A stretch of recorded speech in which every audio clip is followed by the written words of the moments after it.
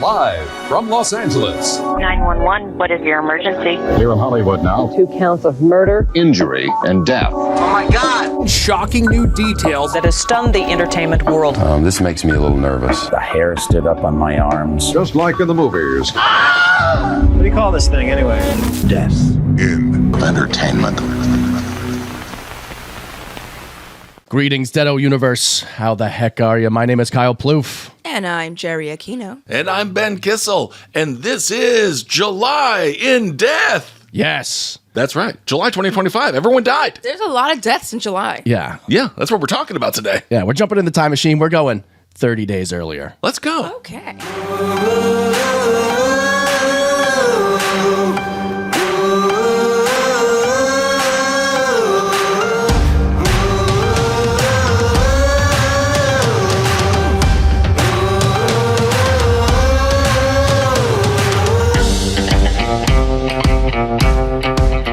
Remember 30 days ago?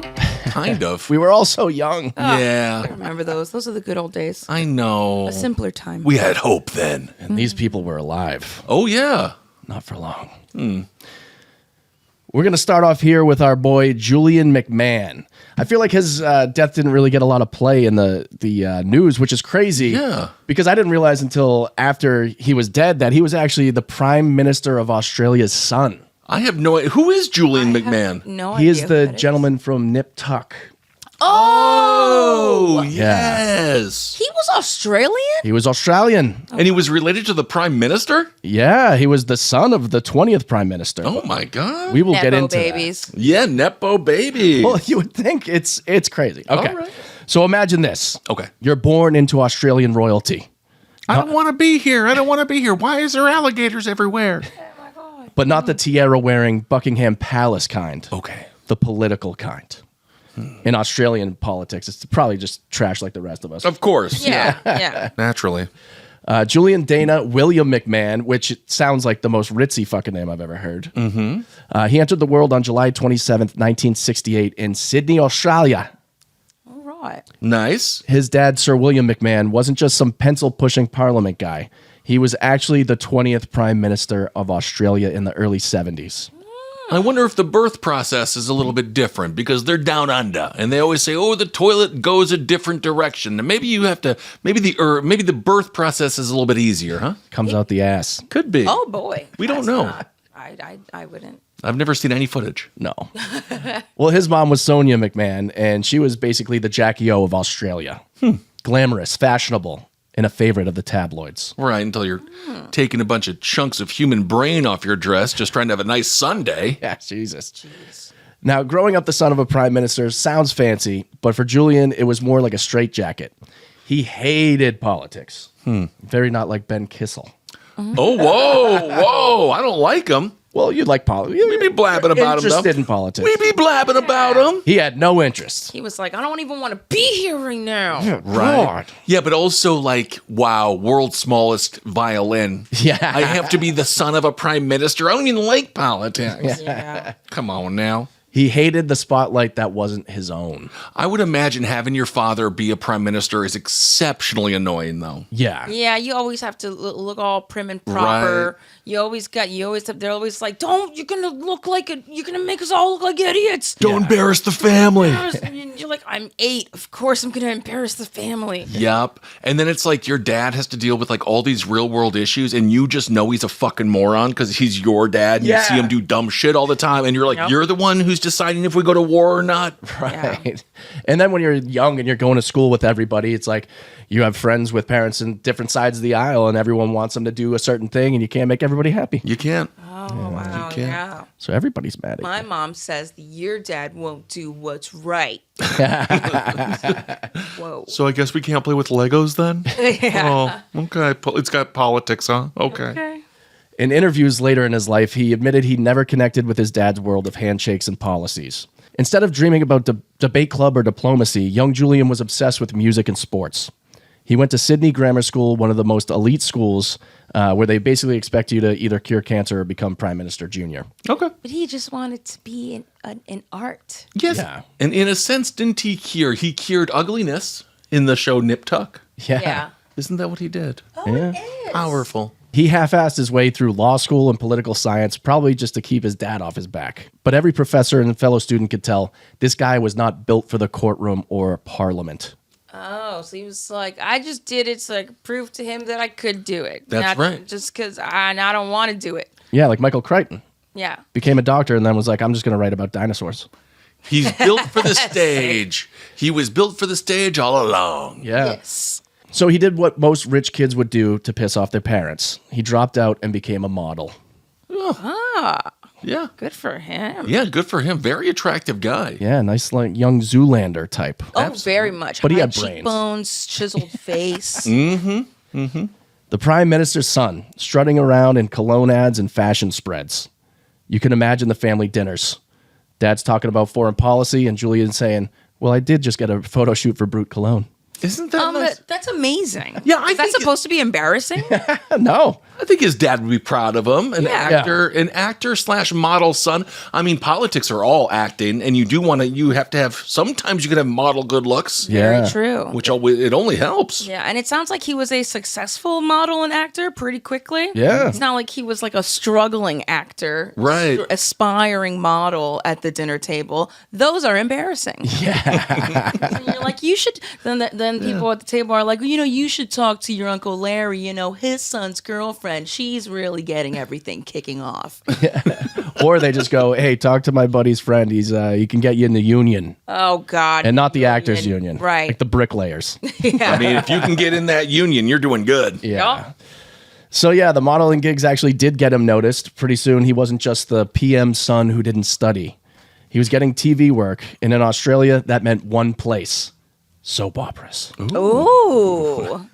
He popped up on The Power, The Passion, and then Home and Away. That's hilarious. All of these emotionally led shows. Very the power and the passion. Yeah. I guess Home and Away is just the Aussie version of General Hospital that meets Baywatch. Yeah. Oh, Everyone's hot, everyone's crying, and everyone's shirtless. I kind of want to watch it. Yeah, that actually sounds very entertaining. Yeah. Julian looked like $1 million, but acting, let's just say the critics were polite. Well, yeah. Oh. They'll be killed if they diss him. Right. That's true, too. That actually is pretty good. Yeah. You know who my dad is? He did have his own charisma, though, enough to make teenage girls swoon. Ooh, the Riz. Yeah. Riz factor. Nice. He had enough to catch the eye of a very famous Australian pop star, Dannii Minogue, which is Kylie's little sister. No kidding. Wait, what? Yeah, Julian married Kylie Minogue's sister in 1994. Okay. Oh, that's awesome. Yeah. Good for him. But here's the thing. For all his glossy beginnings, Julian McMahon wasn't just another pretty soap opera guy. He wanted more. He wanted right here in Hollywood. Yep. You got to come here if you want to be seen as a serious actor. Yep, Yeah. Yep. But it sounds like he was kind of good at everything that he's been like working up to his entire life. Yeah. By the mid-90s, he was packing his bags for America, ready to reinvent himself. From just the Australian boy. Yeah. Soap opera guy with no shirt on. Well, he's a super hunk. Yeah. He's got the crazy chiseled jawline. Oh, absolutely. Yeah. So, yeah, he's tall, too. He's got the jawline. I mean, not a lot of actors are really tall. This guy was one of them. Okay. His jawline looked like it was carved by Michelangelo. I feel like actors are either really, really tall or very, very small. Yeah, I feel like they're all just a bunch of walking butt plugs. Like Tom Cruise, he's the biggest movie star in the world. He's fucking this big. Yeah, a lot of tiny guys out there, for Yeah. sure. Pretty quickly, he landed his first big American gig, which was Profiler on NBC. I don't know if you guys remember this show, but if you were a fan of X-Files or Millennium back then, Profiler was right up your alley. Was it like breaking the Epstein case wide open, or what were they doing? We wish. Yeah. It was serial killers, FBI profilers, and lots of brooding close-ups. Julian played Detective John Grant, the skeptical partner who had to stand around and look concerned while the lead psychic profiler solved everything. That's all he's got to do. He just had to on-look. Yeah, it's just like the psychic would walk in there and be like, I see everything that's happening. He's like, you got it, boss. Boom. I love that. Nailed Kind it. of, some kind of comic relief, maybe. Yeah. Job well done. Right on. Critics didn't love the show, but Julian, he stood out enough to land his next gig, a show that would define him for generations to come. A show called Charmed. Oh my Oh, god. no way. Okay. Interesting. Yeah. So in the year 2000, Julian stepped into the world of witches, demons, in the WB network Sex Appeal. Yeah, it was very sexy, wasn't it? Oh my god. Well, Charmed was Witches the best. and vampires, bunch of young, hot, undead folk. Yeah, but I don't think they liked each other in real life. No? A lot of passion behind the stage. Yes. That was the girls. Yeah. The girls did not. Yes. Yeah. He played Cole Turner, a half demon who falls in love with Alyssa Milano's Phoebe, Yes. Oh yeah. and fans ate that shit up. Hell Yes, they yeah, did. He was moody, dangerous, impossibly handsome. I'm Yeah. surprised he's straight. That's how handsome he is. Yeah. I'm surprised he's straight handsome. It's all well kept and shit. Yeah. It's crazy. He's basically every goth girl's dream in the early 2000s. Oh, hell yeah. I'm so into this. Yeah. The WB turned him into a heartthrob. Suddenly, the prime minister's dropout son wasn't just a soap punk. He went international. Ooh. Now his prime minister dad could finally be proud of him. Take that, Dad. Yeah. The fandom loved Cole and Phoebe so hard that even when the writers tried to kill him off, they had to bring him back Wow. over and over. They tried to kill him off multiple times. That's hilarious. The fans And he's like, but I'm not undead. Have it. Yeah. Right. He's like, what is kill me off really? I'm half demon. Right.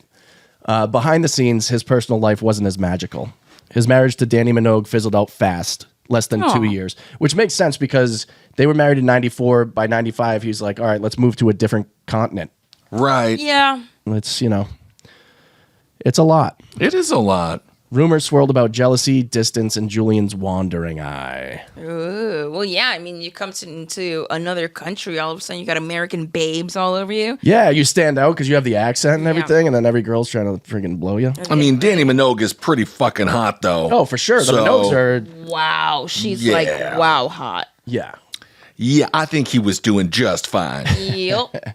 And then came a role that turned him from cult TV star to household name. The year was 2003. FX debuts a show called Nip Tuck. And he played Dr. Christian Troy, a Miami plastic surgeon who had it all. The looks, the money, the charm, and absolutely no morals. Right, but you got to hang out and play with guts all day. Yeah. He's like the Hank Moody of plastic surgery. Yeah. He was like Patrick Bateman with a scalpel. Nice. The show was shocking, sexy, violent, and way ahead of its time. It wasn't just about boob jobs and facelifts. It was about identity, vanity, addiction, and the rot underneath the American dream. Hell yeah. And Julian, he was the perfect villain you couldn't help rooting for. Some people have said it's a genocide. What? Really? Yes, I forget who it was. One of these famous celebrities. She's slightly older. I think it might have been the gal who is in all of the Halloween movies, Jamie Lee Curtis. Oh, There yeah. it is. She says that all the I believe it was her. She says all the plastic surgery. It's a genocide A Oh, wow. genocide of what? of the human body Of ugliness. No, I mean I think. Genocide of ugliness. Well, sadly, I think a lot of these surgeries make people look very, very strange. Yeah, I'm not a fan of the post-plastic surgery, especially when it really starts building up. Right, and especially when they're already young. It's like people in their Right. early 20s, you Right. get it, and then you look like you're 50, and it's just stop, love yourself. Yeah. If you start too young, you're not going to be able to go back. Yep, I gave myself a cleft lip because I thought that might make me feel like Joaquin Phoenix. How did you give yourself a cleft lip? It was a pair of scissors, but then I had to stitch My it back. God. Yeah, I had to stitch it back. No, I'm totally joking. Wow. I did not, but that's what people would do. Wow. That's what people do for success around here. Had me. People do the forked tongue and everything. Ooh. Absolutely. Ah, Nice. yes. That's what I would do all day if I had Yeah. a little turkey. So you got it just so you could sound like a turkey? Yeah, that's pretty cool. Why'd you get that big sack on your neck? Well, I just wanted to be a turkey. So as he's playing Christian, one minute he's seducing someone's wife. The next he's quietly unraveling because his entire life is empty. Oh my God. It ain't easy out there. And it's not. Easy being breezy. Critics raved. Emmy buzz followed. Suddenly, Julian McMahon wasn't just the hot guy from that witch show. Oh. He was a serious dramatic actor. There you go. You know, I never did see Nip Tuck. I've only seen specific episodes. I haven't watched the whole way through, but everything I saw was like really crazy for the time, especially too. It seems like it. Yeah, and it was in a time before Breaking Bad, and all the anti-heroes became very popular. I feel like he's like one of the first, at least in the Oh wow. cable network TV area. Yeah. Yeah. For 6 seasons, Nip Tuck dominated water cooler talk. Sex scandals, drug spirals, even guest stars like Rosie O'Donnell Whoa! and Famke Jensen were stealing scenes. But at the heart of it was always Julian as Christian Troy, a man addicted to excess who could never quite cut out his own flaws. I don't think people really do the water cooler talk anymore. I think HR ruined it. Well, now it's micro kitchens. Right. It's not even water coolers. There's a giant little micro kitchen you can go to. Yeah, awkward talk in front of the microwave. Yeah. Right. Yep. Just being like, oh, dude, did you grab the last gum? Damn it. I hate that when they grab the last gum. Yeah. Yeah, it happens all the time. They offer like gum and peanuts and chips and drinks now. Right. Yeah. Don't just give me a pay raise. Yeah. Yeah. Yeah, seriously. I'll take health care, please. Thank you. Please. We don't have that. But we don't offer have free that stuff. potatoes on Tuesdays. By the mid-2000s, Julian was on top of the world. He had fame, money, critical acclaim, which of course meant Hollywood was about to do what Hollywood always does. Cast him in a superhero movie. Let's go. Wow. I thought you were going to say frame him for murder. That too, yeah. In 2005, there was the previous version of the Fantastic Four. Actually, 2 previous versions. 2 previous versions ago? Yeah, so Fantastic Four came out this year, and then there was one in like 2011, and then there's one Yeah. from 2005. Yep. Oh, shit. Yeah, they just... I just can't get behind the Fantastic Four. I don't know why. I know they're super important. I just can't. It doesn't. Are they? They are. They Are they? Well, the Mr. Fantastic or whatever, the main guy, he's supposed to be like the biggest dude around. Yeah. Yeah. I just can't really get into it. I know, I could never really get into it, but they do have one of the best villains of all time in any comic book in the universe, and that is exactly who Julian McMahon got to play. Victor Von Doom, a.k.a. Dr. Doom. Yes. He's always playing naughty doctors. Yeah, that's true. He's got a knack for it. Yeah, he does. Look, casting-wise, it all made sense. He had the cheekbones, the menace, the charisma. Unfortunately, the movie, yikes. Really? Yeah, the 2005 Fantastic Four, wasn't the worst version, but it wasn't good either. Bad CGI and Jessica Alba in a blonde wig. Yes, Yeah, I the old remember elves. that one. Yeah. Ain't good. Julian did what he could with Doctor Doom, but the script turned one of Marvel's most iconic villains into basically a grumpy guy with metal skin. I mean, I would be grumpy too. Yeah. My skin hurts. It would hurt. The sequel in 2007, Rise of the Silver Surfer, didn't help much. Same problem. Julian could brood, but he couldn't save the material. Yeah.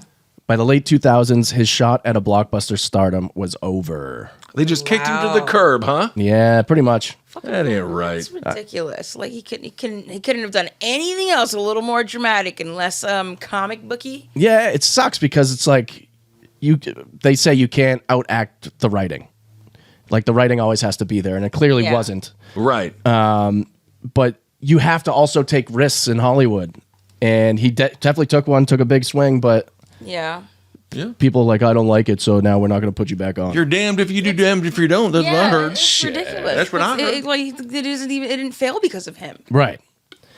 So then he retreated back to TV. Guest spots, smaller projects, even a season of Dirk Gently's Holistic Detective Agency.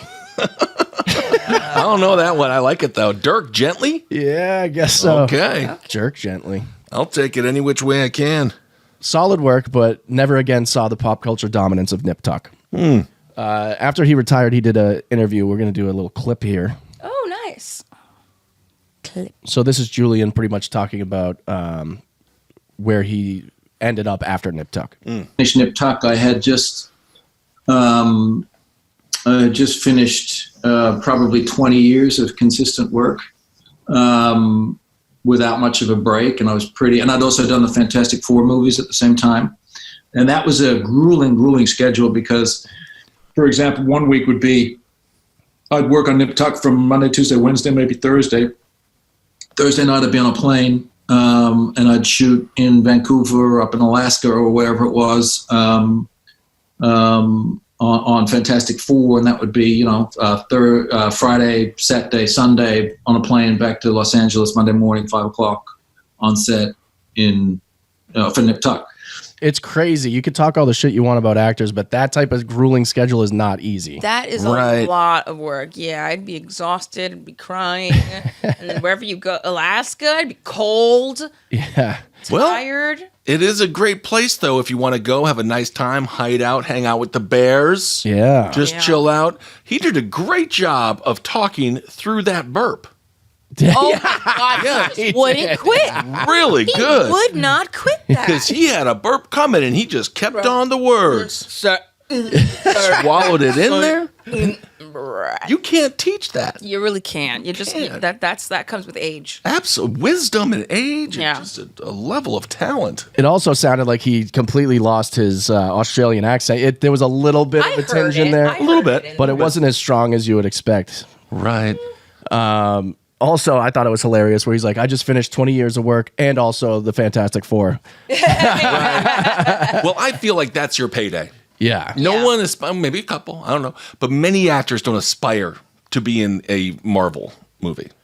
I always feel like that's when they like take their money and they realize like, okay, I'm a sellout, but hey, I got to feed my kids. I think some people like to be, they want to be like, known to be like, oh, well, at least I had like my part in the Marvel universe or in the Star Wars universe. And for me, I wouldn't mind. I wouldn't have minded back then jumping into the Star Wars universe. Now I don't know where that's really at. You could have been Lucky and Daredevil, still could, or Deadpool. I'm sorry, Deadpool. Oh yeah, I could. Lucky? Yeah, but she, the fine ass, Zaza Beats. That's her name? Yeah. That's amazing. Zazzy Beats. I believe her incredible. name is. Yeah, she's so hot. Well, you still have a chance. I still have a tangent of a chance. Yeah. Yeah. Now here's the part. Yeah. Hey, why not? Here's the part that turns our story from charmed to charred. Oh. On July 2nd, 2025, Julian McMahon passed away, just shy of his 57th birthday, after a private battle with cancer. Oh. It wasn't heart failure or a sudden accident. According to the Pinellas County Medical Examiner's Office in Florida, he died of lung metastasis stemming from head and neck cancer. He said charred. I thought it was going to be a barbecue-related accident. No, just death. Just death. Yeah. Oh, damn. Wow. He had a lot of cancer. He was all in shape and everything. He was all handsome. Cancer doesn't care. Doesn't give a fuck. It was a quietly human, tragic, familiar passing, one that fits none of the Hollywood cliches. Mm-hmm. His wife, Kelly McMahon, released a heartfelt statement. She said, quote, "With an open heart, I wish to share with the world that my beloved husband, Julian McMahon, died peacefully this week after a valiant effort to overcome cancer. Julian loved his life. He loved his family. He loved his friends. He loved his work." Except for the Fantastic Four. Right. Well, we don't know that. She didn't say that. Bragged about it. Yeah. And he loved his fans. His deepest wish was to bring joy to as many lives as possible. Well, and he did just that. He did. He did just that. Yeah. So R.I.P. Julian McMahon. Heck yeah. Nice to know his name legend. also. Yeah, seriously. I don't like that whole cancer thing. And that he's not related to Vince. Right, Vince McMahon. Right. Although he might be. Who knows? Yeah, I was like, any relation? No. Yeah. He wouldn't like his politics either. You know, if you're going to die and you got the cancer, right, you know you're going to die. Yeah. And you're an actor. Just go drive. You know, go blow yourself up somehow. Pull a Thelma and Louise? Yeah, Paul go Walker? go have fun. Yeah, go do something big. You know, because you're gonna die anyway. Like OD in the Viper Room? Yeah, something fun. Shit. Yeah. Something that's like, holy shit, how'd they die? Be like, you didn't notice? Oh my god, That's yeah, his crazy. asshole was literally coming through his eyeball. Oh, boy. You know, something kind of crazy. Oh, Yeah. boy. Well, I'll hold That's you just to me. that. That's just me. Yeah, no, I'll hold you to that when that comes up. Oh, I'm gonna take my skin off, shave it off, and make myself into a big tent, and then I'm gonna have people come in to me, which is my tent form, and then I'm gonna have them. I don't know what, probably do a bunch of drugs and burn me down. Yeah. Cool. Isn't that Cool. Very, very midsummer. Oh yeah. Shoot me out of a circus cannon. Okay. And moving on to Michael Madsen, Let's go. Hollywood's bloody knuckle. What? Oh yeah. Why? Well, there could be many reasons. Yeah. Okay. Michael Madsen was the kind of actor who could make you laugh, make you nervous, and make you wonder if he was acting at all. Right. He was the human embodiment of a cigarette butt smoldering in the gutter. He really is. He's a scary guy, but also like you want to smoke him. Yeah. Yeah. Gritty, dangerous, maybe a little sad, but impossible to ignore. Someone you crave. Yeah. Kind of, yeah. He had a sex appeal about him. Oh, did he? A little bit. I could see Yeah, that. everything you said was kind of sexy. And like a lot of Hollywood tough guys, the character bled into the man. Yes. His life was a cocktail. His life was a cocktail of career highs, financial lows, personal demons, and tragedy. Oh, wow. Was he on the Celebrity Sober show? I think he was on like the sober show. I'm sure he was. Yeah. Yeah. He seems like the perfect fit for all those. Yeah. Right, celebrity- but they don't even try to get sober on that show. No. No. They don't really do a good job. No. Vern Troyer's in the corner pissing into the Yeah. off of his scooter. That was Yeah. pretty funny. That was actually awesome. Michael Madsen was born September 25th, 1957 in Chicago. The son of Elaine and Calvin Madsen. His dad was a fireman, literally running into burning buildings, while his mom worked in finance. Middle-class family, Midwest grit, but this wasn't a storybook childhood. Michael had two sisters, Virginia, who would later become a successful actress herself, Right. and Cheryl.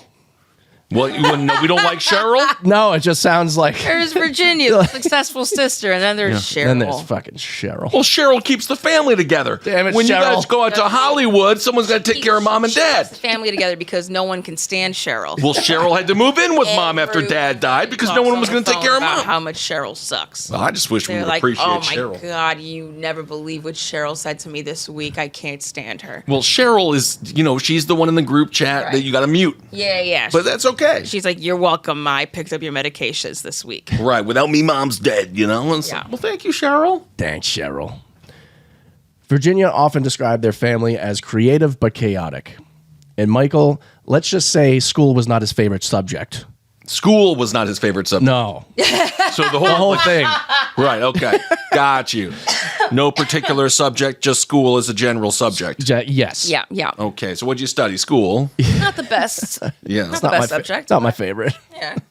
He was restless, hot-headed, and gravitated toward the kinds of trouble that only Chicago teenagers in the 70s could find.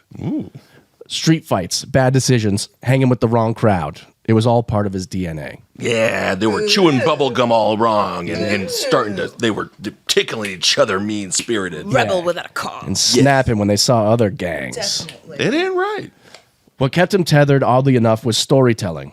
He was fascinated by movies, by actors, people who could transform into larger-than-life figures. He idolized the tough guys, Brando, Dean, McQueen.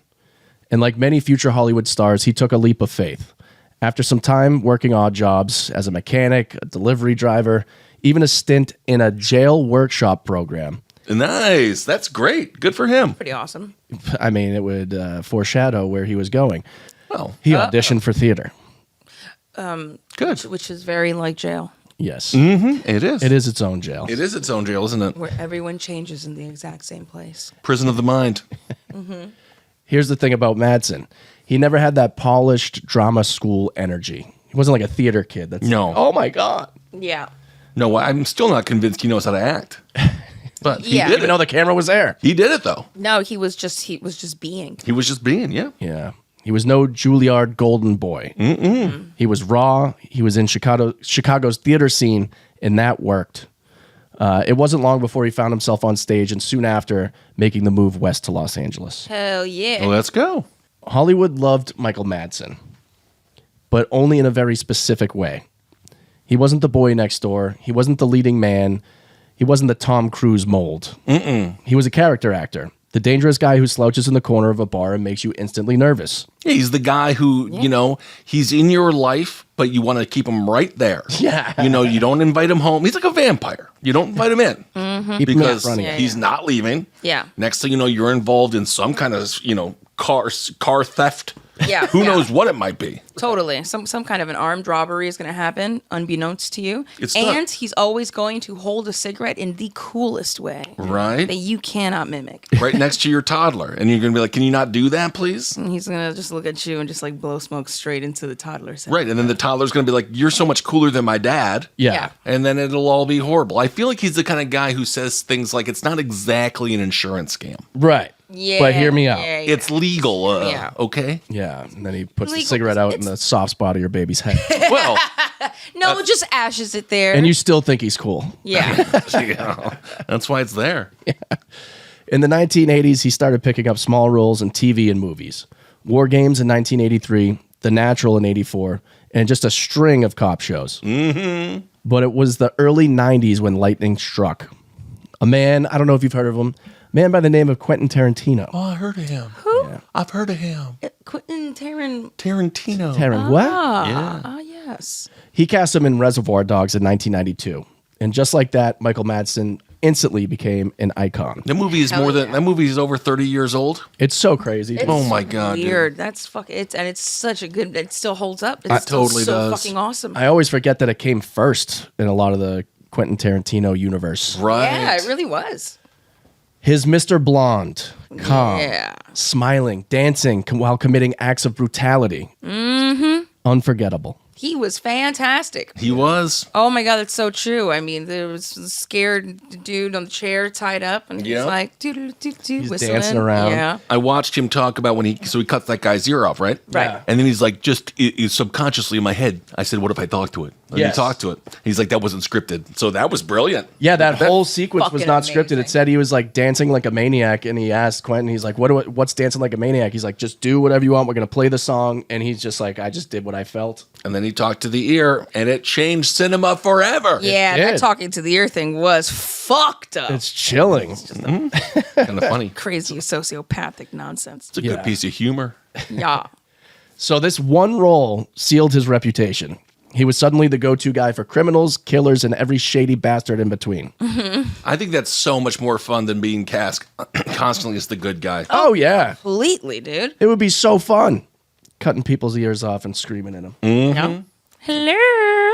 Yep, cut a dick off, use it as a straw. Yeah. You know, there's a bunch of stuff you can do with body parts. There is. Ed Gein knows that. Yes, indeed. And Tarantino was not done with him. He came back for Kill Bill Volume 1 and Volume 2. Ah, it's fantastic, man. He played Bud, the washed-up assassin turned trailer-dwelling burnout. It was genius casting. It really was. I mean, he's just so iconic in that movie. That girl deserves her revenge, and we deserve to die. Then it's like, but we ain't gonna fucking do it, are we? And fucking, oh man, he is incredible. Yeah. He could balance between being pathetic and terrifying in the same scene. Yeah. Over his career, he racked up 300 acting credits. Wow, really? Over 300. Wow. Any porn in there? I'm he do sure any there porn? probably is. Yeah. Some hits, a lot of straight-to-DVD flops. But you know what? Mel Gibson had to do that for a while, too. That's the way of the game. Let's go. Nick Cage. I mean, there's so many. Most I of his know. movies go right to DVD. Yeah. Legend. Now it's right to streaming. It was straight to Redbox for a while for those guys. Yeah. But he never stopped working.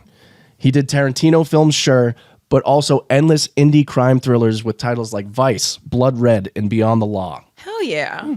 If there was a cigar-chomping gangster role going, his phone would ring.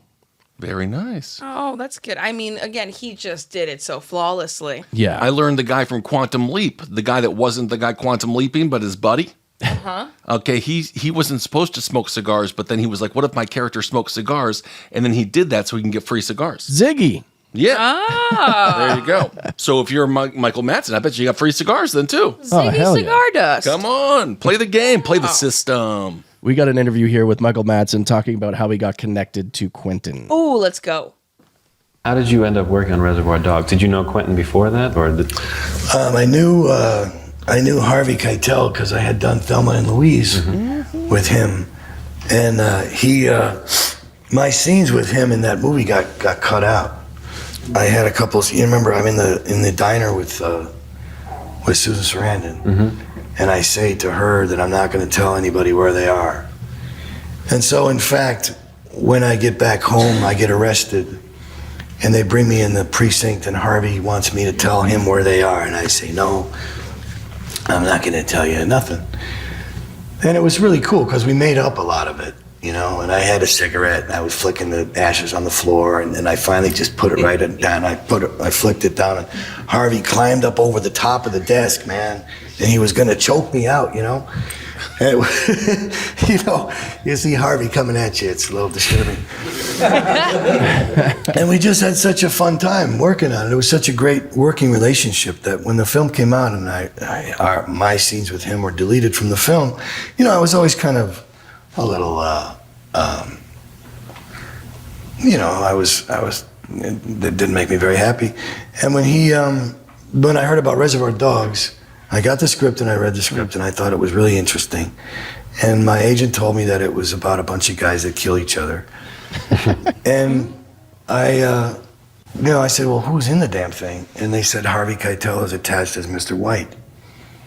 And so that's insane that getting cut from a movie ended up getting him into the role of his lifetime. Yep. Yeah, That's why you always say seriously. yes. Mm-hmm. And even when something bad happens, it can turn into very much a positive. Yeah. He needed to be in that room where he worked with Harvey Keitel and had the time of his life. Yeah, so Keitel knew he was salty about it and was like, hey, let's get you in an actual movie where you can't be cut out of. Yeah, totally. Awesome. And you never know. You never know until you're watching that movie in the theater. If Yes. you're in it or not. Yeah. So true. I've had friends that have been on Last Comic Standing, made it to the semifinals, and they were cut from the entire thing. Like, they were never even in. And it's like, they thought they were going to be like the featured guy. I'm going to be the next Dat fan. It's probably best to be cut out of most of that shit, to be honest. Mm-hmm. Yeah. The Lord works in mysterious ways. Maybe not in that case. It probably would have been cool to be in Thelma and Louise. But then would he have even gotten the job in Reservoir Dogs, because Quentin would have seen him as this other character? That's very Although, true. granted, it seemed like it was a similar character, but you know. Yeah. It wasn't just film. He actually lent his gravelly voice to video games like Grand Theft Auto and True Crime Streets of L.A. Ooh, I played both of those. That's awesome. In this, I learned writing this script. He published poetry. Oh, really? Actual poetry. He has books like Burning in Paradise and the Complete Poetic Works of Michael Madsen, Volume 1. Wow. That's incredible. Volume 1. People have described it as surprisingly earnest, gritty reflections on fame, loneliness, and addiction. Oh, I love that. So, speaking of addiction, classic Hollywood story, he did fall into the depths of it. First, it was alcohol. He was never shy about drinking, on set, off set, wherever.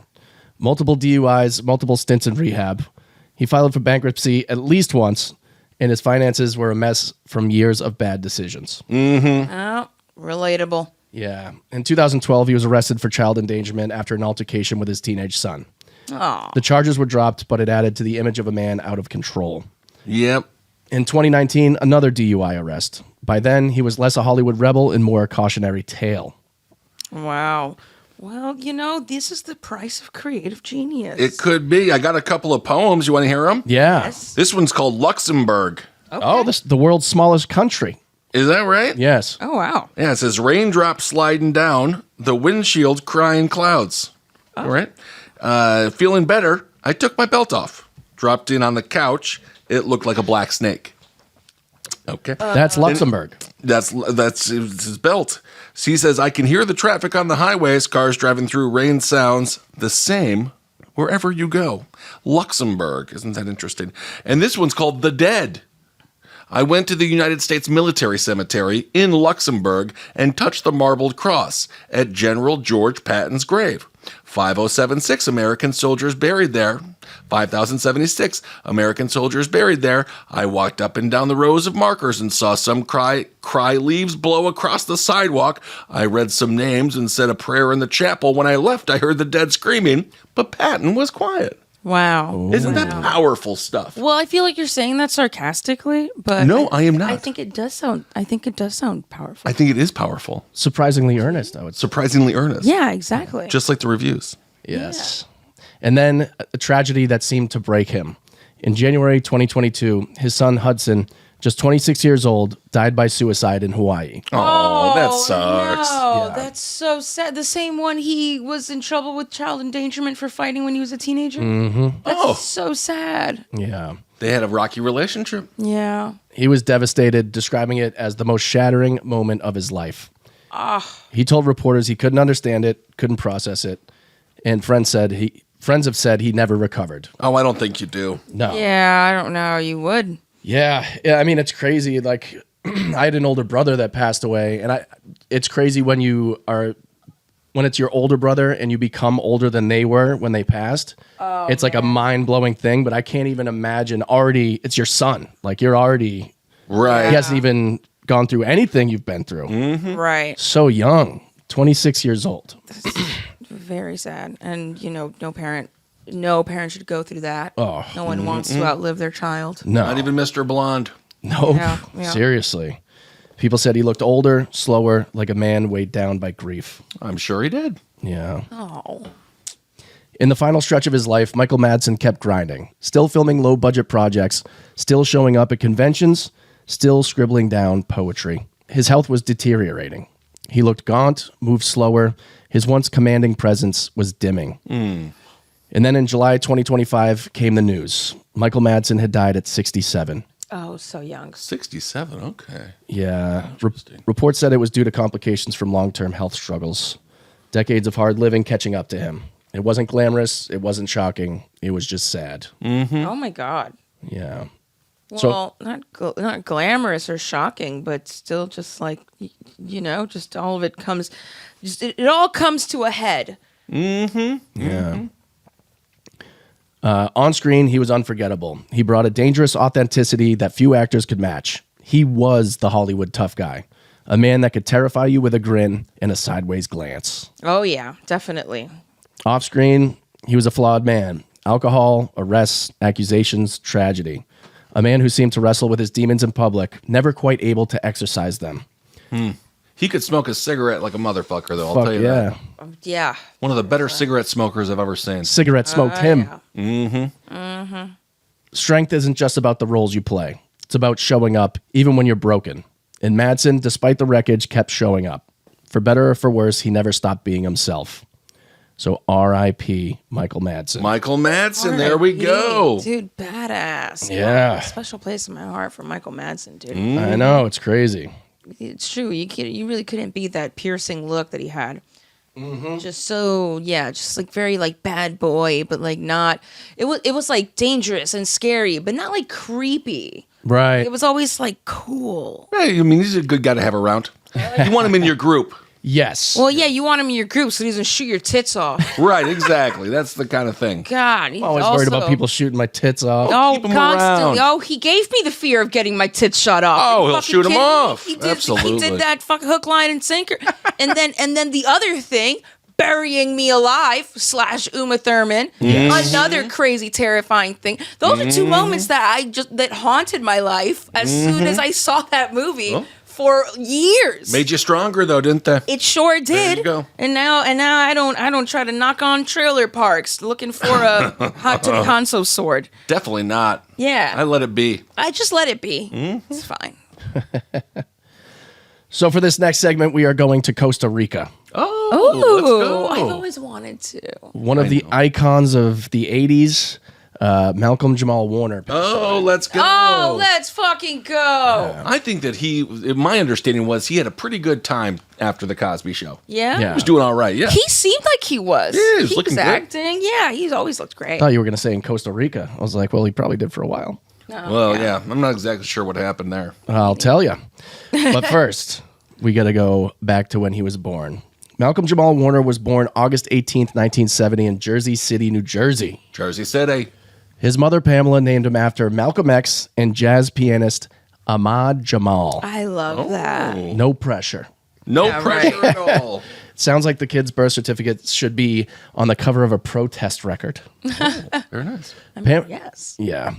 Pamela raised him as a single mom and made damn sure he had direction. Malcolm wasn't just some kid wandering the streets. He was in acting classes by age 9, already hungry for the stage. Aw. He had a drive about him. You could always see it. Yeah.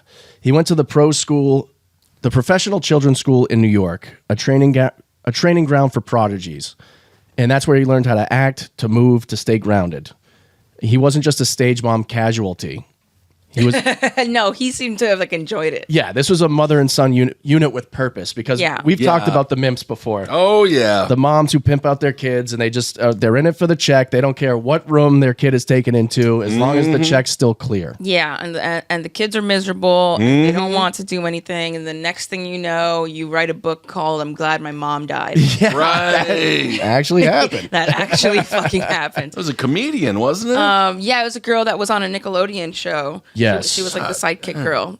I think it's called "I'm Glad My Mom's Dead." Yeah. Wow. Insane. Yeah. That's kind of crazy. Yeah, I mean, her mom just she was from the day she was like young, just like her mom's unborn career. Oh my God, that's horrible. Yeah. Well, in the early 80s, lightning struck for him and his mother. In 1984, NBC was looking for America's new TV family. So NBC ends up launching The Cosby Show. Ah, the Cosby The Show. old Cosby Show. I watched it. Oh, you had to? Oh, absolutely. Yeah. The weirdest thing is that Bill Cosby was a gynecologist. Is he? Oh, in the my show. God, Hey, he's Dr. Hospital. Huxtable. He was a guy. I didn't know that was the kind of doctor he was. And I didn't realize this till recently. He was he was performing his exams in the basement of the house. He would come up from the basement and take his gloves off and like throw them on the table like he wasn't just inside a woman. No, no, these are lies. No, they're very true. Oh, Holy shit. I've always been a Family Matters guy. Yeah. That was a good old, he was a I cop. liked The father in that was a good old police officer. I liked Family Matters too. I just loved Rudy. She was Yeah, nice. she was cute. She went missing. What? What? Rudy was the youngest one, right? In real life? Yeah. No, they just in season 4 they just took her out of the show because they were like, you're getting too old or whatever. Oh, yeah. And she just went missing. That's actually true. She just stopped being around. Yeah, they should probably That check out what's going on in that true. basement because something might be happening down there. Wait. Oh my. I was talking about Family Matters. Whatever the youngest one on that one. I remember what you're talking about now, Rudy. In the Huxtable. no, Rudy just I don't know became a lesbian, I guess, and they were like, we're not going to talk about Rudy anymore. So Malcolm Jamal Warner ended up becoming Theo Huxtable. Let's go. Every teenager in America could see themselves in him. He was so cute. I mean, it's a weird way to say it, but yeah. Yeah. I didn't really see myself in him. Oh, yeah, you did. Yeah, I did. He wasn't too cool. He wasn't too square. He was just the right mix of awkward and charming. He was such a cutie pie. He oh my was. God. He looked just like my crush in the 7th grade, Marcus. Oh. So cute. And then he would also like not be one of the like typecast kind of asshole older brothers. Like he was fun. Yeah, he had like he had like a good aura about him. Yeah. He wasn't just like a bad dude who was like obsessed with his looks. Right. He's the son of a gyno, man. Yeah. Son of a gyno. Son of a gyno, man. Yep. Like all of them. Oh boy.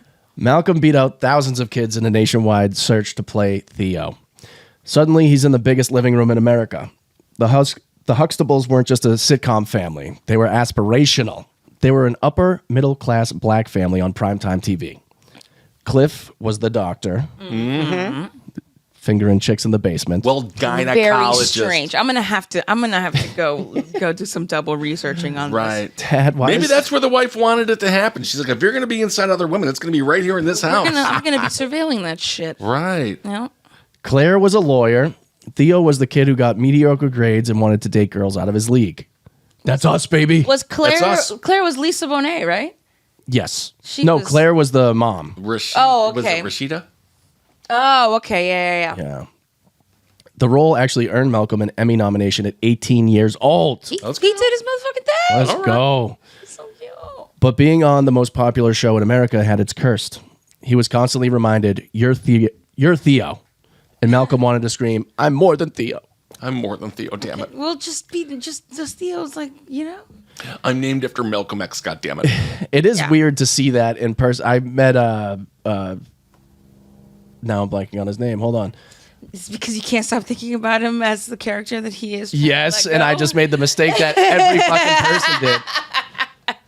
I met him and everyone's yelling, It's not actually Pee-wee. Pee-wee Herman. Oh my God, His Pee-wee. name is Paul Rubens. Paul Rubens. Jesus Christ. I'm Okay, guilty of the very thing I'm bitching about. No, but okay, to be fair, the difference between Malcolm Jamal and Paul Rubens is that Paul Rubens was a very intense, like a character actor to the point where he took it and what's the word? Performance art. Yeah. He made it like actual performance art where he didn't break character on purpose. He wanted the audience to be confused and actually think that Pee Wee Herman was real. That's 100% right. He would go Yeah. on like David Letterman or whatever as Pee-wee. They wouldn't let him not.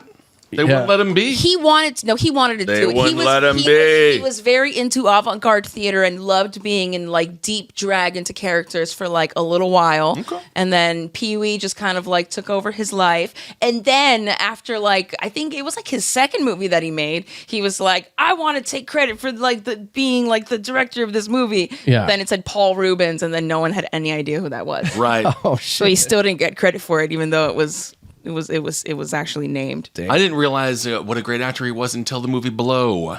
Oh yeah. Remember Oh, Blow? he was amazing. Hell yeah, I remember Blow. Started in Weymouth, Massachusetts. Yeah. Where I went to high school. Oh, it did. Yeah. Another Kyle connection. Kyle connection. There was one guy in the comments today that said I was lying about everything I said I was connected to. I don't know why you would lie about that. I don't know. It's just the most embarrassing criminal facts you could possibly think of. They're also so specific. Yeah, like you liar. Why would he? I don't know. Learn how to do the wrong thing the right way. There's a right way to do the wrong thing. There's a right There you way go. to do the wrong thing. I love that. Are you going to tell your kid that? Yes. I'm sure he already is. By the 2000s, Malcolm had fully reinvented himself. He wasn't Theo anymore. I'm not Theo no more. That's right. I'm Malcolm. He was the mentor, the artist, the guy that young actors looked up to. Hell yeah. He landed recurring roles on Sons of Anarchy, Ah, yeah. American Crime Story, and The Resident. He even snagged a Grammy in 2015 for Best Traditional R&B Performance with Robert Glasper and Lala Hathaway. What? Didn't see any of that. R&B performance? Theo Huxtable Grammy winner. Let's go. I did not realize that. Malcolm Jamal Warner That's Grammy right. winner? That's right. Right. But he never sold out. He gave interviews saying he didn't want fame for fame's sake. He wanted art. He wanted to be respected. Yes. He once said, quote, I've never chased celebrity. I've chased meaning. Aw, I could see that with him too, definitely in everything that he's portrayed. The Resident is a good show. Yeah, I'm sure he was approached to be on all those celebrity shows. Yeah. Yeah. All the reality trash out there. Oh, yeah, I'm sure. And I'll go on one or two. I mean, he was in an awesome doctor drama. Yeah. It's great. Yeah. I'm going to go on a reality show. Fuck it. You should. Yeah. Debbie's Big Buckets. Debbie's Big Buckets. It's their hit new reality show coming to Hulu, which What's is an in them? offshoot Hulu. Yeah, what's in them buckets? What's in those buckets? Tune in to find out. Yeah. By 2025, Malcolm was living a good life. He was married, he was a father, he had settled down. He spent more time surfing and writing than chasing TV deals. Oh, I love that for him. He was 54, still lean, still smiling. Gorgeous. Absolutely gorgeous. Very good looking guy. Yeah. On July 20th, 2025, he was surfing off the coast of Costa Rica. No. I don't want to be like, cliche, but don't exercise maybe. Maybe Yeah. nobody exercise ever. That's not exercise. Well, it is exercise. It's sporting. It's sporting. Okay, no sports. Fine. Locals say the rip current that day was vicious. 1 second he was riding the waves, the next he was gone. They pulled him from the water, but it was too late. Ugh. The cause of death, drowning, complicated by exhaustion from the current. His family released a statement that broke hearts. Quote, he was the light of our lives, and we will honor him by continuing to live with love and purpose. Yeah. Hollywood mourned. Former castmates called him the soul of The Cosby Show. Fans flooded social media with clips of Theo trying to con his dad into giving him money or rapping badly at school dances. But what struck people most was how Malcolm avoided every trap. Child stardom, typecasting, scandal. Didn't have any of those problems. It's true. He really never popped out with any of this stuff. Yeah, he wasn't with Drew Barrymore at the club drinking when he was like 10. Yeah. Well, she was a pretty cool kid, but he was. Well, she was She was addicted to cocaine at a very early age. All At right, 10, she yeah. had to go to the club to solve that. Yeah. That's where you go to solve your cocaine problem. I think that's where she went to get it. Yeah. Maybe. She was Firestarter, right? Yeah, I believe she's Firestarter in that movie. Yeah. What movie? The movie Firestarter. Oh. She's Firestarter in the movie Firestarter. Oh, okay. Oh, yeah. Yeah. They say unknowingly. So, R.I.P. to Malcolm Jamal Warner. So now we go from the shores of Costa Rica Okay. back to the UK then. Oh, right, then. wow. What an accent. Well, back to it then. Yeah, very good, Kyle. John Michael Osborne was born on... Oh my God, John Michael Osborne. Did you know his name wasn't Ozzy? I did. I close. actually did fucking know that. I fucking did, mate. You know what? That baby looks like an Aussie. It's close. It's because of his last name. Duh. Yeah. Oh, Ozzy Oz. Yeah, the Osborne, Ozzy. Yeah, Ozzy. Yeah. I honestly didn't put that together. You didn't put that together. Oh, that's fantastic. That's fantastic. Wow. Well, he was born on December 3rd. That's like the worst phone a friend ever on Yeah, don't call me. Who Wants to Be a Millionaire. Don't go, you're going straight to the fucking gutter if you call me on What is Millionaire. Ozzy's last name? Osmankian? Osminkian. Well, he was born December 3rd, 1948 in Aston, a working class neighborhood in Birmingham, England. The family lived in a tiny 2-bedroom house with 6 kids crammed inside. Yes. His father worked nights at a factory. His mother worked days. Classic post-war survival. Hardworking family. Young John, he was dyslexic. Couldn't keep up in school, and he dropped out at age 15. Which I feel like a lot of kids dropped out at that point. I feel like listening to him talk, that makes complete sense. He tends to stammer. His words get all jumbled up. Absolutely. By his own admission, he was a bit thick, but had one thing going for him, a voice. Yeah, he was a bit thick. He had a dump truck or like... What Yeah, big old butt or like Thick. kind of dumb. Yeah, he was thick He in was every dense. He was fat, or was he saying he's slow? He was a thick boy. way. All of the above. Okay. He was fat early on. He was a chunk. Yeah. Yeah, he was a bit of a chunker. You have to have a little meat on the bone. Yeah. Yeah. If you're going to survive all those years of drug abuse. And Exactly. You're going to have some, yeah. Not just any voice, but a voice that could soar above walls of distorted guitar, cut through chaos, and sound both tortured and triumphant. That's very true. He has this weird thing. It's like a natural distortion that it almost sounds like cognitive dissonance. Yeah. Like there's 3 voices in his mouth singing at once. Ooh. I've always thought that. I love that. What's in that mouth? 3 different voices? 3 voices? What Maybe the 3 hell? voices. 3 voices. Wow, rewind that tape. Before Black Sabbath, Ozzy spent time as a factory worker. He actually was employed as a car horn tester. Oh, I could do that. Ozzy's not afraid of work. Well, Well, I don't think he liked it very much. He has never been afraid of work. This man, Yeah. this guy was always like, he always stayed pretty true to his like working classness. yeah. Yeah, I mean, I don't know about honking all those car horns. That doesn't sound like a very fun job to me. He was so committed to the working class, he even went to prison. Oh, good for him. He was a burglar. Oh, wow. At age 15, the guy who would say, "I am Iron Man," once got caught stealing clothes and did 6 weeks in prison for it. Shoplifting? Shoplifting. That's a girl's crime. Yeah, and you don't want to get detained by security because then they do naughty stuff. Yeah. They take all the lipstick you stole. And have sex with you. Oh, right. I watched an interview with him, and that's what they said. What would you be doing if you weren't a musician? He's like, I would be a burglar. And they're like, oh, okay. Nice. I think he could have been a great burglar. He definitely could have. By the late 60s, Ozzy got it with a bunch of these guys and created Black Sabbath. Together, they accidentally invented heavy metal. That's People say. awesome. They started as a blues band called Earth, They did? which, boo. Fuck you, Earth. No, I gotta hear Earth.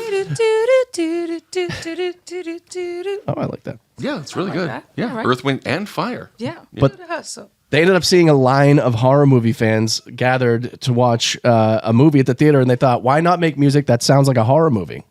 Oh my God, I that's like that. incredible. I like that. What a great way to start something. Cue the thunder, the church bells, the riffs slowed down to doom tempo. Yes. Black Sabbath's 1970 debut album was basically a seance on vinyl.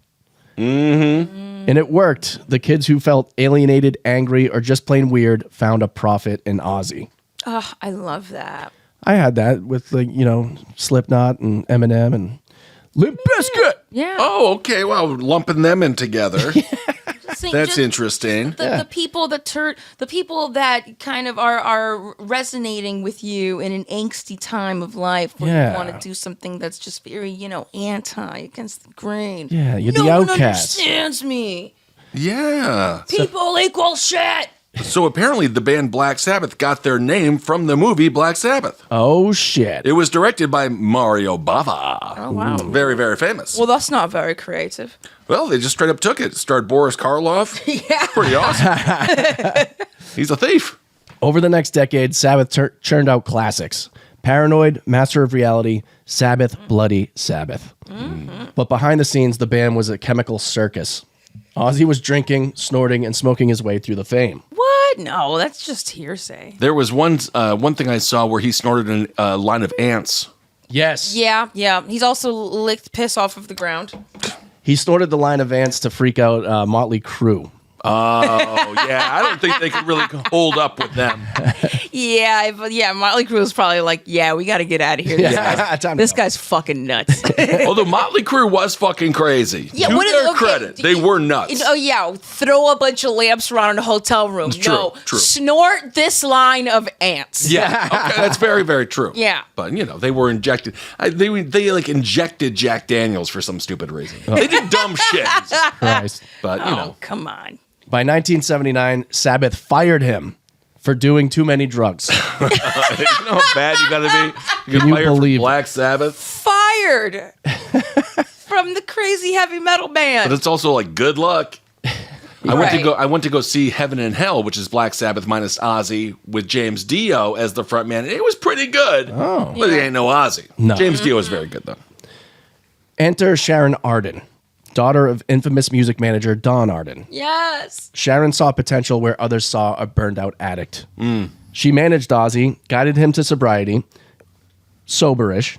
It's good. And helped launch his solo career. Yeah.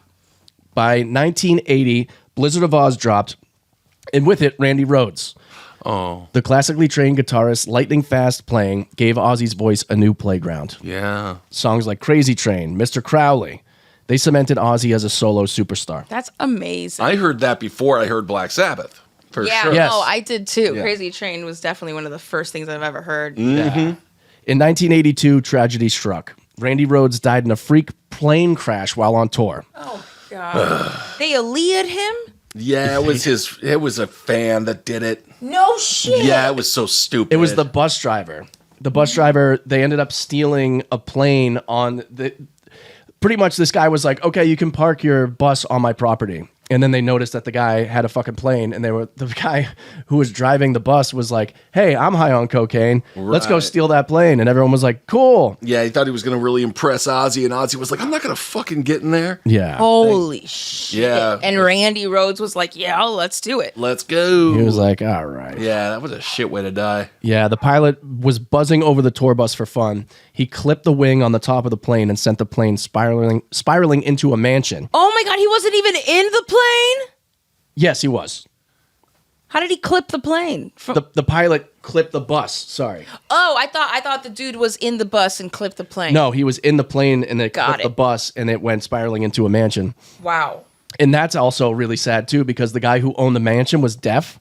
And so they ran in to save him and he was inside like, I don't know what's going on. He couldn't hear shit. What a surprise. Now that's a surprise. Ozzy, still haunted decades later, said it nearly broke him. Of course. Yeah, absolutely. That's absolutely insane. And to think he almost got on the plane? Yeah. Well, he was still sleeping. That's why they thought it would be funny to buzz right over the bus and wake him up. Holy shit. Yeah.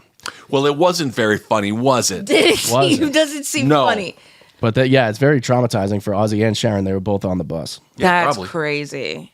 Despite the grief, Ozzy pressed on, partly because Sharon wouldn't let him quit, and partly Well, I mean, he was the cash cow. She was milking him. She's amazing. Or is she like saving him completely? Yeah, she's doing both. Yeah, she's, making sure the bills are paid. Because, let's be honest, Ozzy was broke. The 1980s cemented Ozzy's myth. There was the infamous bat incident in 1982 when a fan threw a live bat on stage in Des Moines. Ozzy thought it was rubber, bit the head off, and immediately had to be rushed to get rabies shots. Yep. If it was rubber and he was able to bite the head off, that would have been amazing. It's hilarious. Yeah. Oh my God. There was also the Alamo incident of 1982. So he really thought it. So he thought it was rubber. Yeah, he didn't know it was real. That's the saying. How That's the legend goes. Yeah. I don't think you would have done it if it was a real bat. I think you can put your mouth on it and feel that it's not rubber pretty quickly. Well, it was a one swoop. Yeah, drugs and booze. Yeah. Yeah. But at the Alamo in 1982, he was drunk out of his mind. He was wearing Sharon's dress because she'd hidden his clothes to stop him from going out. Classic. Ain't gonna stop me.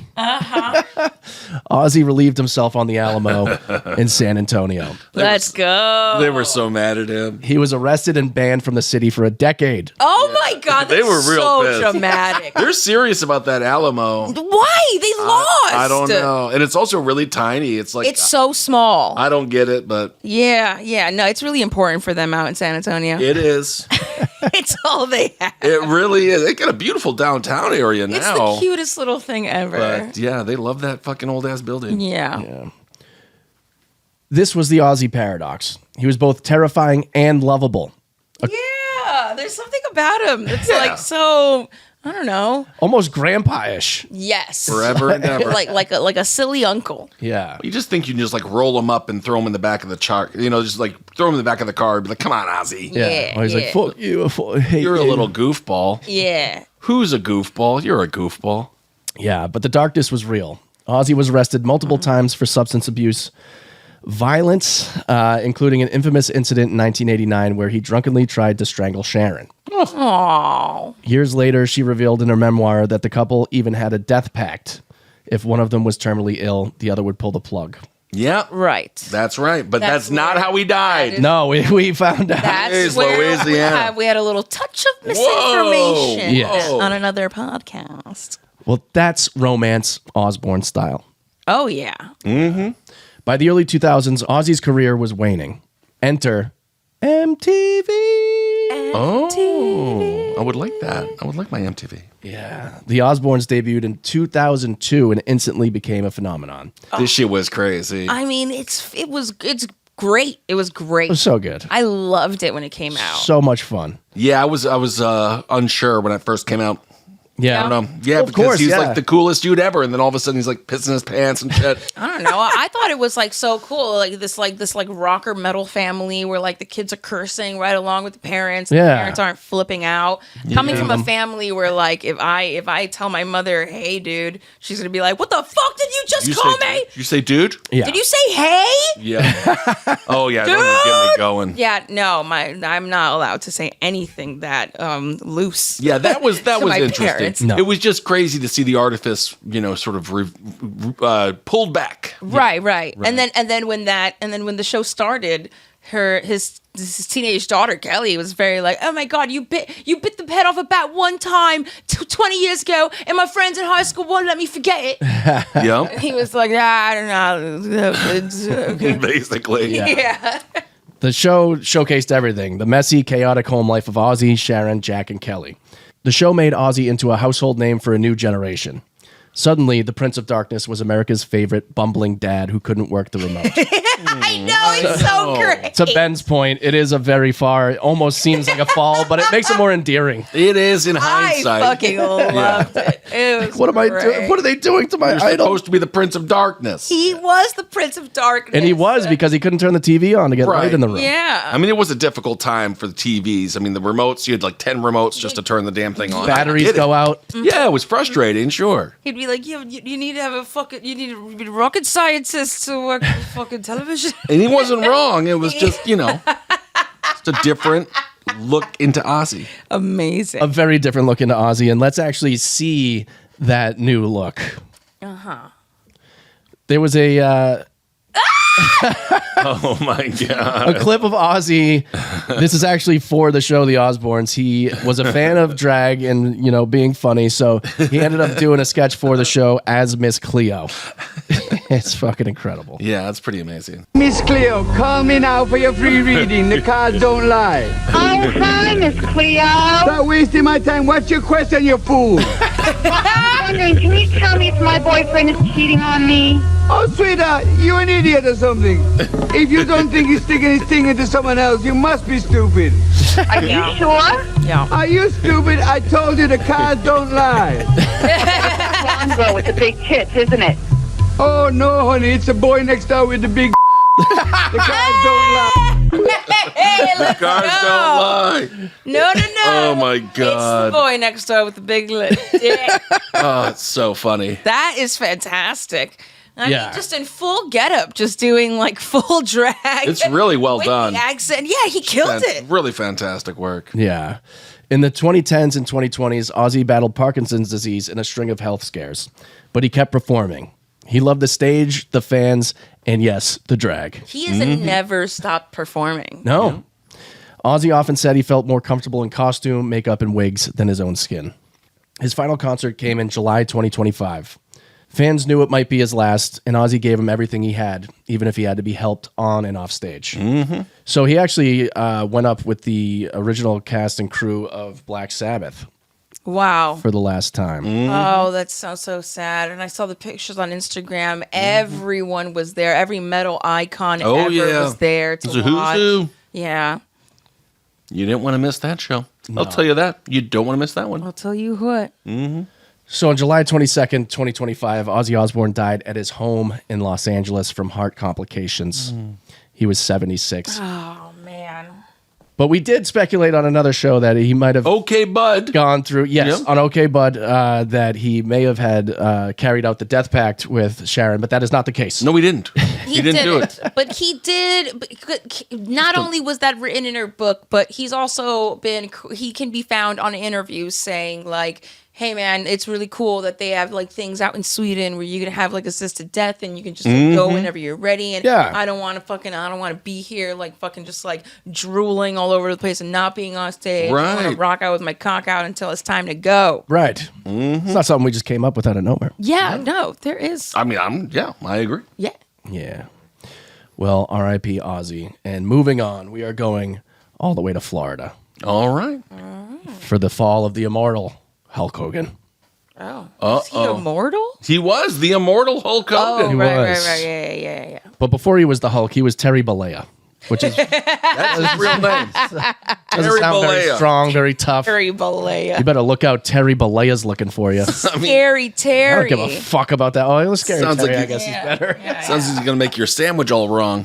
Terry Bollea fucking doesn't know anything about mortadella. He was born August 11th, 1953 in Augusta, Georgia, to a construction worker father and a homemaker mother. The family moved to Tampa when Terry was very young. And Tampa's, it's a happening city. He wasn't. Is it? I don't know. It's I a guess, city. I think it kind of is. Dochi's from Tampa. Okay. Ybor City, dude. They got chickens instead of pigeons. It's fucking crazy. Oh. And they have the Tampa Bay shoe licker. Okay. Guy who just licks my people's shoes, God. and he got me. I know that. Yeah. He wasn't a wrestler at first. He was a guitarist, playing in local bands that brushed up against rising stars like future members of Lynyrd Skynyrd. Nice. Terry wasn't built for the quiet life. He was, at one point, before the last years of his life, he was about 6'7" and nearly 300 pounds of straight muscle and steroids. He was real buff. Yeah, he looked like he had been designed in a lab to be hurled into a wrestling ring. He was discovered in the mid-'70s by Jack and Gerald Briscoe, who introduced him to the Florida wrestling circuit. By 1979, he debuted in the WWF, World Wrestling Federation. And by 1983, so within 4 years, Vince McMahon had crowned him the face of the WWF. Hogan wasn't just a wrestler. He was a Saturday morning cartoon that sweated. He was. He really was. He became the ultimate good guy. Eat your vitamins, say your prayers, fight for truth and justice, brother. Oh, he was a good guy. Yeah. Oh, for the longest time. For the Okay. most part, he was. In the ring, he was a good guy. Outside the ring, he was, pretty brutal. Well, Yeah. He just seemed so aggressive, and everything he always said was always yelling. So I couldn't, as a young kid that really wasn't into like wrestling, but I knew of him as an iconic character. You couldn't really escape him. Back then. No, you definitely couldn't. He was just always yelling and so tan and muscular, and I was like, ah! I didn't know what he was doing. Yeah. Very Tampa. He's very Tampa. Yeah. Hulkamania ran wild in the 80s, bringing wrestling from smoky arenas to global arenas. He headlined the first WrestleMania in 1985, famously body slammed Andre the Giant at WrestleMania 3 in 1987, and turned the WWF into pop culture gold. I do remember that fight. That was famous. That was a big one, yeah. The actual match sucks. They just kind of hug each other. They do bear hugs quite a bit. Yeah. And then he had slammed him a bunch of times before, but they just sort of said that never happened. And then he slammed him for WrestleMania 3. But at that point, Andre couldn't really move very well. Yeah. Sadly. Here's another Kyle connection. Whoa. I actually wrestled in that fucking ring. What? Because it was in Boston, Massachusetts, where I fucking wrestled. Okay. Yeah. Who did you wrestle? I wrestled other people in like the independent Boston circuit. What was your name? In Malden, Massachusetts for Killer Kowalski's Club. What was your name? I had a few different names. One that they wanted me to use was the whole effing show Steve Rollo, which kind of sucked because RVD was already the whole effing show. Yeah, but you're the whole effing show Steve Rollo. Yeah. The whole episode, Steve Rollo. Steve Rollo. Yeah. Up against Andre the person. Oh, very good. Andre the A person. much smaller version. Yeah, I think Steve Rollo's got a good chance. Yeah. Hulk Hogan wasn't just on TV. He was TV. Mm-hmm. He was on shows. He was in movies like Suburban Commando and Mr. Nanny. And he was like Ernest, where he was just in a million commercials all the time. I mean, he was like nothing but personality. Yeah. By the early 90s, Hogan's aura was dimming. Steroid scandals rocked the WWF, with Hogan admitting he actually used them. His career was fizzling out, and by 94, he jumped ship to WCW.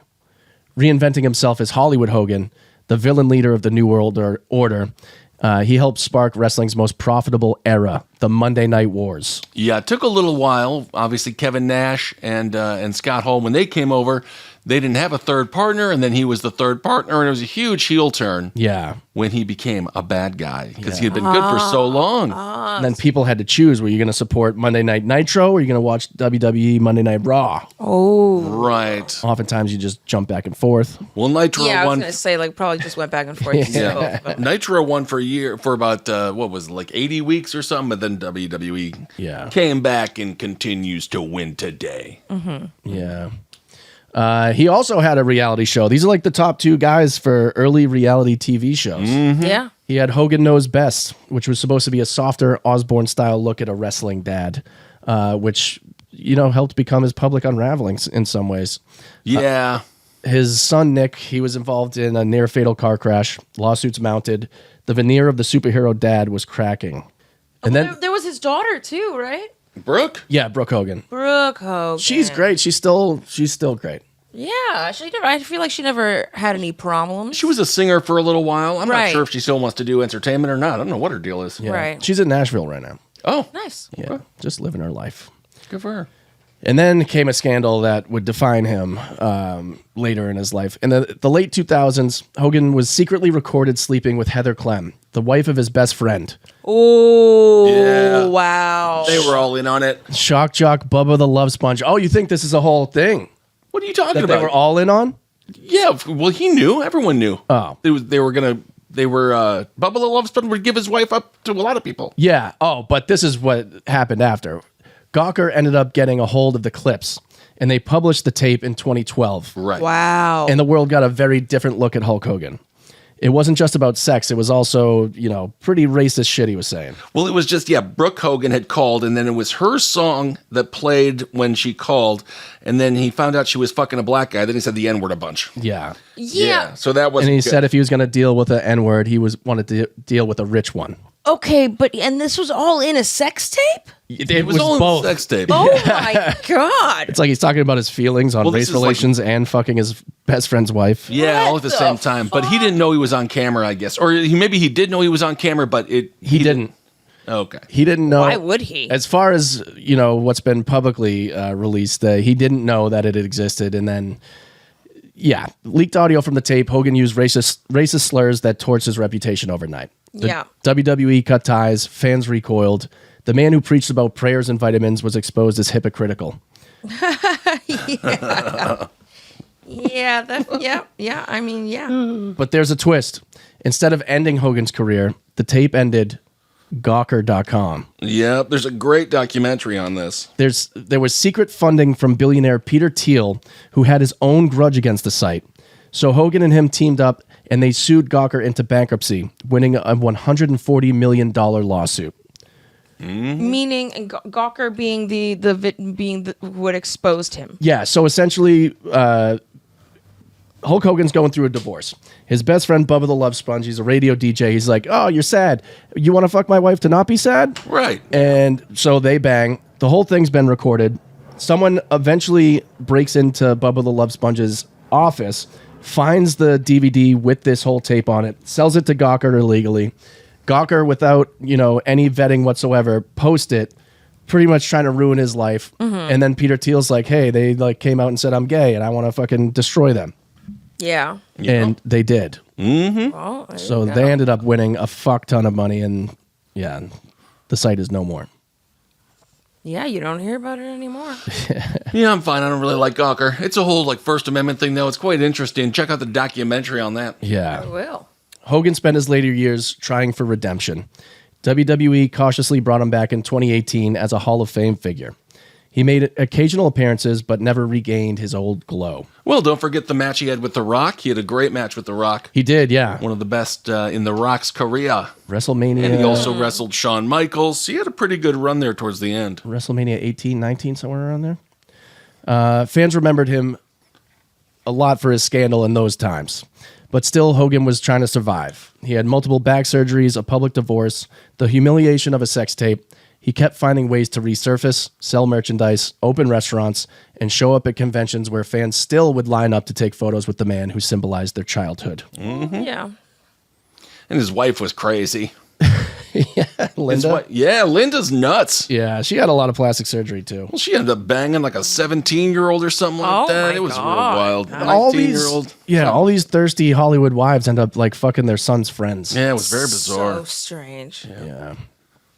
His last major public moment was a surprise appearance at WrestleMania 40 in 2024, where he cut one final promo to thunderous applause, which didn't happen in LA. His last appearance in LA, he was coming out to talk about his Real American Brewing Company, and everyone just went, boo! Yeah, they all booed him. They were unhappy to see him there. He was very upset about it. Jimmy Hart came out and said that, that broke his heart. Yeah. But what are you going to do? Oh. Behind the scenes, Hogan was frail. On July 24th, 2025, Hogan died at his Clearwater, Florida home from complications after surgery. Wow.